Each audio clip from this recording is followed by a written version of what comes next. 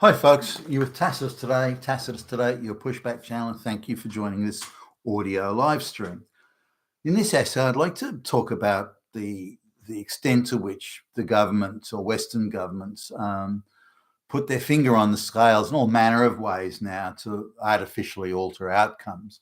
So they're moving in all levels and in all areas. They're moving further and further away from market signals and any sort of market forces and going into a controlled, centralized, planned economy. They're doing this through use of or artificially, rigging the market by use of various incentives to buy this or not to buy that, rather than allowing natural behaviour, as in organic market behaviour, to determine outcomes.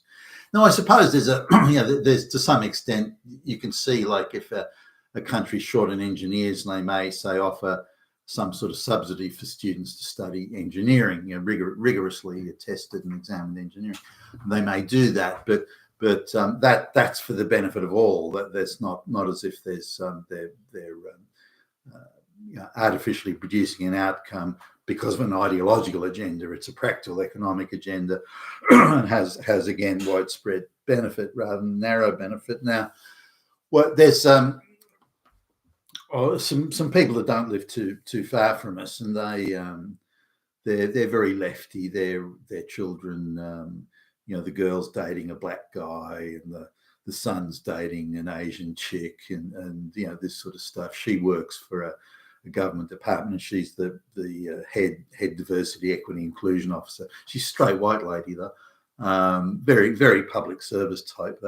That sort of permanent, sort of funny, sort of Mona Lisa half smile sort of etched onto her face that never seems to go. Anyway, she the government department was giving generous bonuses in the form of tax offsets if they get solar on there. If they had a big solar array put on there, like 26 panels, I think it was. And half of that was paid for by her employer on the basis of it would be a tax deduction in effect from her salary. So that I think it was about $15,000 or thereabouts to put the solar array on, and there was a government rebate of I think $3,000 or $4,000. Then she got $7,500 tax defrayment from her employer. Again, the taxpayer is paying for all this because it's tax she's now not paying that she otherwise would have. So there was something. So the $15,000 solar array ended up only costing $12,000, given the various offsets. So she gets that. Then the same government department offers another $5,000 offset if she buys an electric vehicle. Now, she wouldn't have bought the electric vehicle, or wouldn't even have considered it, because it was more expensive than a petrol, gasoline-driven one. She might have had a diesel before. Anyway, she had a diesel or a petroleum car, and was looking to get another one, and a more up-to-date one, but she, because of this $5,000 handout, if you buy an electric car, she decided to buy an electric car, but only because of that. So again, it's artificially skewed. She wouldn't have got the solar panel array, or certainly nothing to that size, if she'd had to pay for it herself. She wouldn't have got the electric car if she'd had to pay for it herself. So if she'd had to take personal responsibility for the cost and the ownership and so on, she would not have done that. She would not have behaved that way. So her behaviour, as in her consumer behaviour, has been very substantially changed by the handouts. Now, she's gone, this same government department now is offering free fast charging while at work.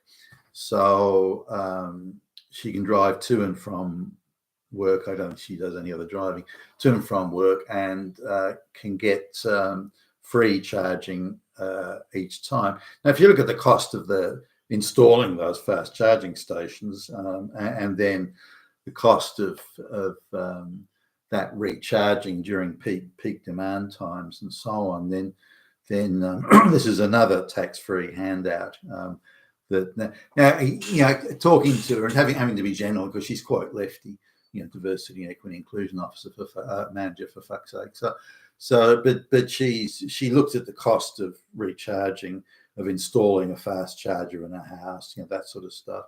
And again, you know, when it comes down to it, she fesses up straight away. Well, I wouldn't have got the electric car if I didn't get the $5,000 handout, and if I wasn't get free charging at work, because she used to pay, say, you know, for example, $50 a week in petrol, but now she pays nothing in electricity. There's no cost at all. It's all provided by an employer.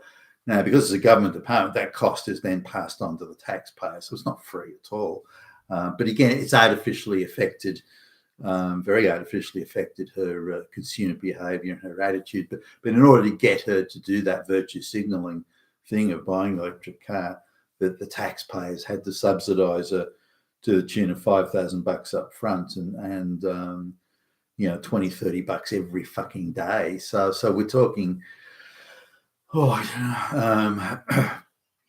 several $1,000s a year in further handouts and you know, free, as in the free recharging. And you know, she makes sure she does a full recharge on the weekend so she can use it to drive down to the shops and so on. So this is all the bullshit that we put up with, and how it's artificially. Now the smart way to do it, in my view, is to say, okay, well, if you want people to buy electric cars, that's fine. You know, I've got no problem with that. People want to buy electric cars, and electric cars are more efficient if they're cheaper to own, and if you can recharge them at a you know, the car costs less than a petrol driven car, and so on, and people choose to buy it, not through some sort of ideological vanity, but because it makes good sense for their household economics. If people choose to do it, then hey, I don't mind. Nothing wrong with that. But that's the standard that should be, not this artificial crap that's going. I mean, we're just looking at one household here has been subsidised just up front to the tune of something like $17,000 to buy the car and get the solar array, and then is being subsidised to the tune of $150 a week every fucking week to sustain that sort of decision, that, you know, the electric car. You've been with Tastus today, your pushback challenge. Thank you for listening.